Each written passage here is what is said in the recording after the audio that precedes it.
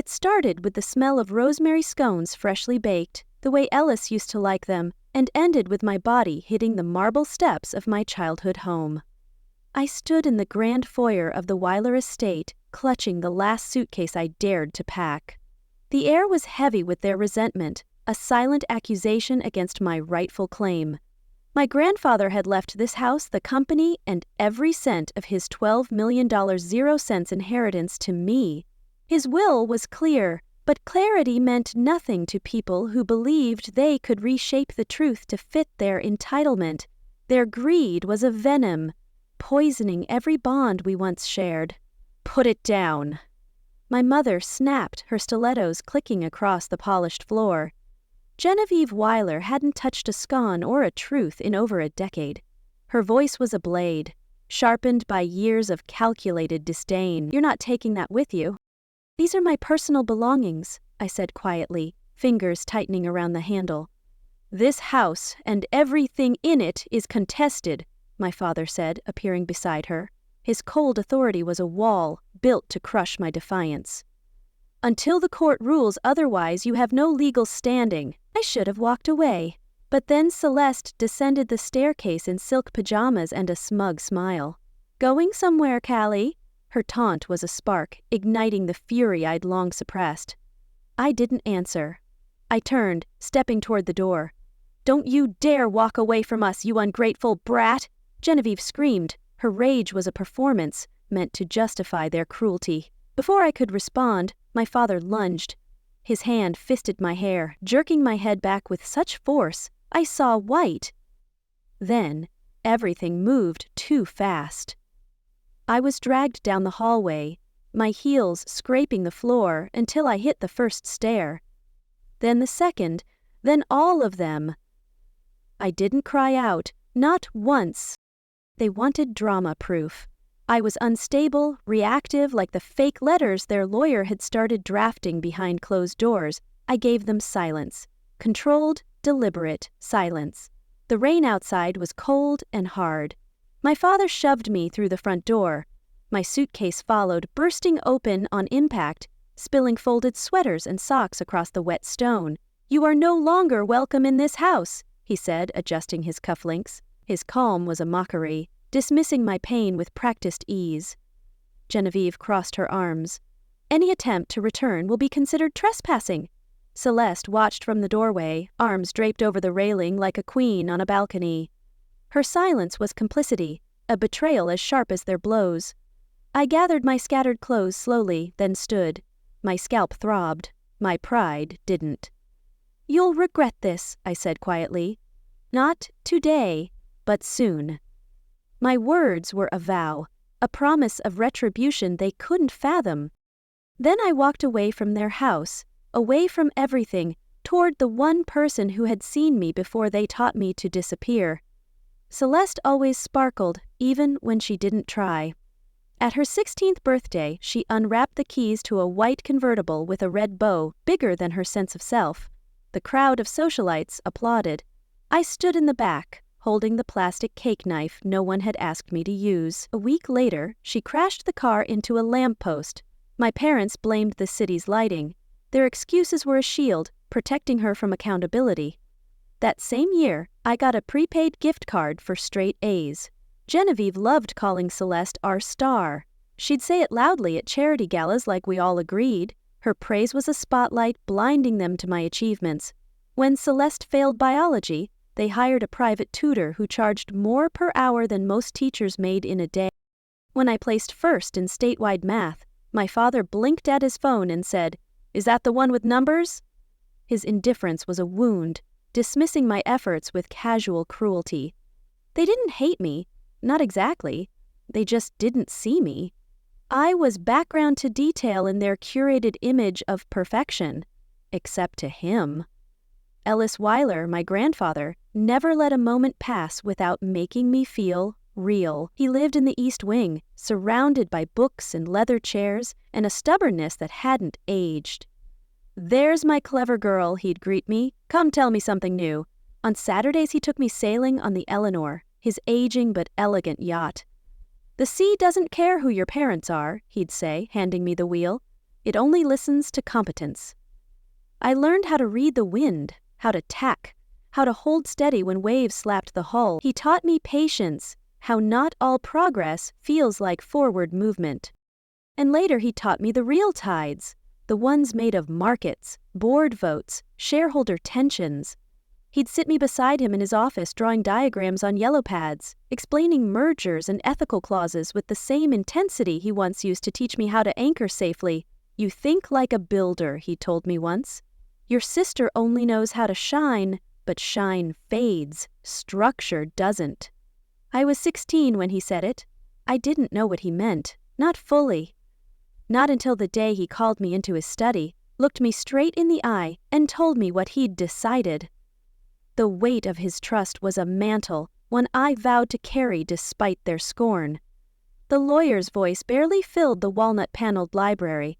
Sunlight filtered through tall windows, painting gold across the floor where our family once posed for glossy magazine spreads. But there were no cameras today, just tension so thick it curled at the edges of the air.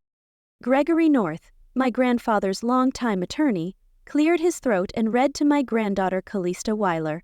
"I leave my controlling shares in Weiler Holdings, the estate at Grayson Hollow, and all personal possessions located therein." Silence, the kind that doesn't settle, it detonates. I felt it in the way my mother's face froze mid-smile, how her hand tightened around the stem of her water glass. Her shock was a mask hiding her brewing fury. My father blinked slowly, once, twice, like the words needed time to hit. Celeste just stared at Gregory like she hadn't heard right. Gregory continued, tone steady. "To Celeste Weiler, I leave a fixed trust of $2 million, 0 cents, to be dispersed annually over 10 years. Celeste made a sound between a laugh and a gasp. $2 million? That's it! Her outrage was a tantrum, revealing her entitled core. My mother stood. There must be a mistake. My father wouldn't. He wasn't in his right mind. He was, I said softly. You just weren't listening. My defiance was a spark, igniting their desperation to reclaim control. My father didn't speak. He simply leaned back in his chair, eyes narrowing, as if recalculating everything he'd assumed about the future. Gregory read on, but the rest blurred. Minor items, charitable donations, a painting left to an art institute, nothing explosive. Nothing that is compared to what Ellis had just done with 2 paragraphs. When it ended, no one spoke to me. They walked past me like I was a painting that had been crooked for years and no one had bothered to fix it. Their silence was a declaration of war, one I was ready to meet. Later that evening, I passed my father's study and heard whispers behind the door. "She must have manipulated him," my mother hissed. "She was always up there with him, talking business." "He wasn't stable. You saw the medication list." "I'll talk to Gregory," my father said. "There's still time to challenge the will. We just need the right angle." Their conspiracy was a betrayal, plotting to erase my rightful claim. I walked away before I could hear more. Upstairs, I opened Ellis's notebook, the one he told me to keep. Inside the front cover, in his neat block letters, he'd written, "If they come for you, they've already lost. Just hold the line." It started small. A hallway light left off when it had always been on. A staff member avoiding my eyes. My mother's perfume lingering in the east wing where she never used to go. Then the code to my office was changed. I asked Peterson, the butler, if he knew anything. He gave a stiff smile and said, "Your father asked for additional security." Security apparently meant my name was no longer on the approved list. Their tactics were subtle, designed to isolate and undermine me. My laptop password failed twice before finally unlocking. When it did, several folders were missing. Folders Ellis had labeled transition planning and board contingencies. I checked the trash bin, empty. The backup's gone. The hard drive logs showed a login from Gregory North's account, but no timestamp. When I confronted my father over dinner, he cut his fillet with the calm precision of a surgeon. "Your stress isn't good for you, Callista. You should talk to someone. Maybe Dr. Mendelsohn. Your mother found him very helpful during her adjustment. His gaslighting was a ploy, casting doubt on my sanity. I'm not imagining this." "No one said you were," Genevieve chimed in, stirring her soup. But grief manifests strangely. You've been through a lot. Her false concern was a trap meant to weaken my resolve. The next morning, I found my grandfather's ledger open on the kitchen counter. Its pages, always in perfect order, were torn. I asked the housekeeper if anyone had touched it. She wouldn't meet my eyes. At night, I heard footsteps outside my bedroom, too slow for staff too deliberate to ignore. When I opened the door, the hallway was always empty. I started locking my door. Then I noticed the lock had been scratched. Their intimidation was escalating, a silent threat to my safety. The final straw came when I walked into the estate's legal room and found Gregory photocopying Ellis's medical records. Just organizing the file transfers, he said with a practiced smile. They belong in my possession. He shrugged. Your father requested copies for estate review. That evening, I returned to my room to find a small envelope on my pillow. Inside was a single folded page, a copy of a prescription note dated 2 months before Ellis's death, scribbled with vague concerns about mental fatigue. At the bottom, someone had underlined "monitor" for signs of undue influence. In handwriting that wasn't the doctor's. The fabricated evidence was their weapon, aimed to discredit my inheritance. I sat on the edge of my bed, opened Ellis's notebook, and underlined his words, "Just hold the line." I didn't realize until then how far they were willing to go. The call came mid-morning. Family meeting, dining room. Now Peterson's voice on the intercom was clipped, formal, like he'd practiced detachment. Knew before I entered the room that it wasn't a meeting. Genevieve sat at the head of the table, arms folded, her pearls sitting stiff against her throat. Roland stood beside her, not even pretending to be neutral. Celeste lounged in a chair near the window, scrolling her phone like the outcome didn't matter because she already knew it. Gregory was there too, briefcase closed, notepad blank. We filed a formal stay on the transfer of assets my father began. Given the circumstances surrounding Ellis's health in his final months, it's best that control remain in our hands temporarily. And the court? I asked. Genevieve smiled. Sympathetic to our concerns, her smugness was a taunt reveling in their temporary power, and until it's resolved, it's no longer appropriate for you to remain in the house. My chest tightened. You're kicking me out! You're free to go anywhere you like, Gregory said, tone soft as poison. But the estate is under protection for now. You have until this afternoon, Roland added, already done with the conversation. His finality was a sentence, banishing me from my rightful home. I went upstairs, packed quickly, only essentials. But when I tried to leave, my mother stood at the doorway of my room. You're not taking anything that doesn't belong to you, she said, eyes narrowed. These are my clothes. Everything in this house is now contested. I kept packing. She called for Roland. He didn't argue. He grabbed the suitcase handle. I held on. Then he grabbed my hair.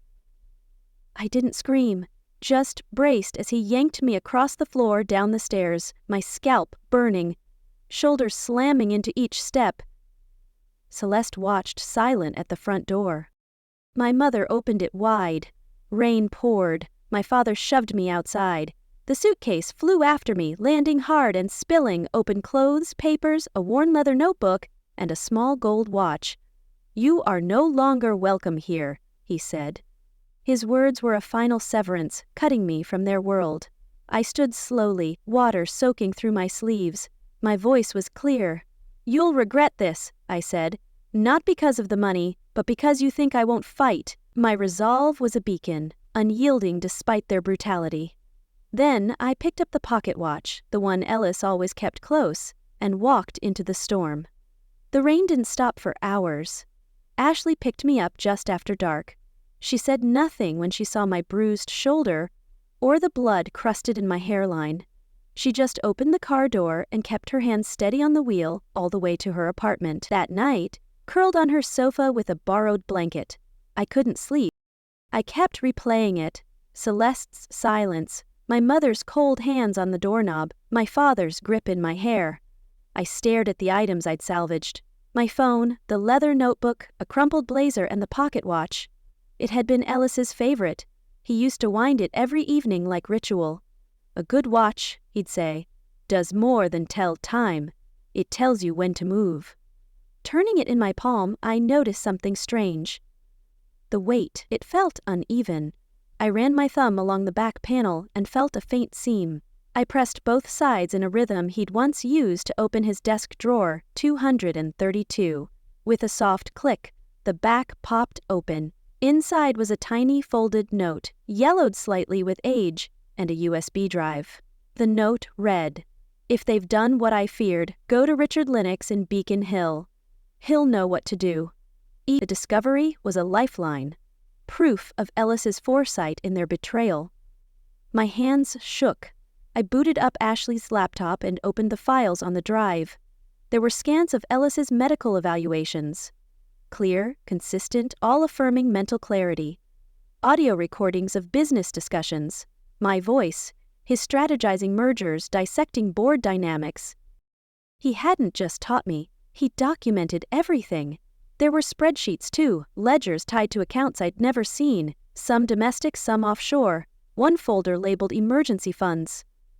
"CWW Ashley came in with tea? That from your grandfather?" I nodded. He didn't just trust me. He knew this was coming and he hadn't left me defenseless. His legacy was my armor, prepared to withstand their schemes. The next morning, I booked a one-way ticket to Boston. Richard Lennon's office was listed on a document marked "Last Contingency." I sent him a single email. "Ellis Weiler said you'd know what to do. CW." 3 hours later, he replied, "Come immediately. You're not alone in this." I closed the laptop and finally exhaled. There was still a war coming, but at least now I had a map. Richard Lennon's greeted me with a firm handshake and a locked file cabinet full of secrets. He hadn't worked with Ellis in years, but their friendship had never waned. "He came to me the day after his diagnosis," Richard said, pulling out a folder marked in my grandfather's handwriting. "Said he didn't trust the family anymore, except you." His words were a validation, echoing Ellis's unwavering faith in me. He introduced me to Maribel Crane, an estate litigation attorney, who didn't flinch when I explained how my father had dragged me by the hair down the stairs. She only asked, "Do you have documentation?" I handed her the USB. By that night, we had a strategy. Over the following week, Richard's team sifted through account logs, emails, audio files, and board minutes. Marble filed preliminary paperwork for an emergency injunction, and I stayed quiet, tucked away in a guest room above Richard's garage, watching the whole rotten structure begin to shake. The first crack appeared in a set of payment records from Weiler Holdings. Hundreds of thousands funneled into a shell corporation, AV Solutions, disguised as a consulting firm. But AV had no real staff, no offices, no paper trail, just one beneficiary, Celeste Weiler. Maribel tracked the funds. $500,000 transferred within 3 months of Ellis's death, coinciding with Celeste's sudden disappearance to Europe. But casino records from Atlantic City and Vegas told another story. She hadn't traveled abroad, she'd gambled away nearly everything. Her recklessness was their downfall, exposing their corrupt schemes. "Your sister's not just complicit," Maribel said. "She's a liability they had to cover." Next came the forged documents, a digital signature on a medical note supposedly authored by Ellis's physician, a signature verified as falsified. The file metadata revealed the document had been created on Gregory North's work laptop 2 weeks after Ellis's death. "They knew exactly what they were doing," Richard muttered. "And they're in deeper than you thought." I studied the forged letter again, tracing the lines of Ellis's name in someone else's hand. It wasn't grief that had made them cruel, it was desperation. I wasn't just an obstacle to their power. I was evidence that they had none, and that made me dangerous. Their lies were unraveling, revealing the depth of their treachery. The last file I opened was labeled Board Ethics, Emergency Review. Inside it were bylaws I'd never seen, revisions Ellis had made quietly. And that's when I realized they hadn't just lost their grip on the company, they'd never had it to begin with. The courtroom smelled like varnish and paper. I sat straight, hands folded, pulse steady. Not from calm, but because I'd trained it to be. My parents arrived first. Genevieve wore navy pearls and the expression of a woman who still thought charm could rewrite facts. Roland flanked her like a shield. Celeste sat behind them, eyes low, lips pressed shut. They didn't look at me, not once. Their avoidance was a confession, unable to face their exposed deceit. Maribel opened with the will, then the certified statements from Ellis's primary physician. Then came the forged medical note digital records, showing it was created after Ellis died on Gregory North's machine. The judge's brow lifted, but she said nothing, yet. Then came the recordings, Ellis discussing the company with me, in sharp, clear detail. In one he said plainly, "Callista is the only one I trust with this legacy. She doesn't posture, she plans." A pause passed like a held breath. Then Peterson took the stand. "I saw Mr. Weiler drag her by the hair," he said softly. "I should have spoken sooner, but I'm speaking now." The final blow was the video Ellis had recorded himself. In it, he looked into the camera and said, "If you're watching this, it means they tried to undo my choice. They may rewrite paper, but they can't rewrite my intent." The silence that followed was thick and absolute. Judge Morales ruled swiftly. The will would be upheld, the assets returned, criminal referrals issued. Genevieve's jaw dropped. Roland turned red. Gregory paled. I didn't cry. I didn't smile. I simply stood as the judge said my name. "Miss Weiler, you are now the sole controlling stakeholder of Weiler Holdings and rightful owner of the Grayson Hollow estate." The ruling was a triumph, vindicating my fight against their treachery. The gavel dropped. I nodded once, and then I walked out, not alone, but finally seen. The papers were delivered the next morning. 30 days, no extensions. They could take their personal belongings, but nothing Ellis had willed to me. I returned to the estate alone, walking through rooms that once shrunk around me. Now they were mine, silent but no longer suffocating. The staff avoided my eyes, unsure where their loyalty stood. I didn't blame them. Genevieve called 3 times. I didn't answer. Roland sent a single email. "This is beneath you." I marked it unread. Their attempts to reconnect were hollow, desperate to salvage their image. But Celeste, she came in person. She waited at the gates. No driver, no entourage, just a slim box in her hands. "I'm not here to ask for anything," she said, "just to give you this." Inside the box were Ellis's cufflinks, the gold ones with the sailboat etching. "Dad sold them," she admitted. "I bought them back." Her gesture was a fragile atonement tainted by her earlier silence. I didn't thank her, but I didn't send her away either. We stood on the front steps, a long silence stretching between us. "I didn't know how to stop them," she said quietly. "I think you did," I replied. She nodded once and left without asking to come in. That night, I placed the cufflinks in Ellis's study drawer and locked the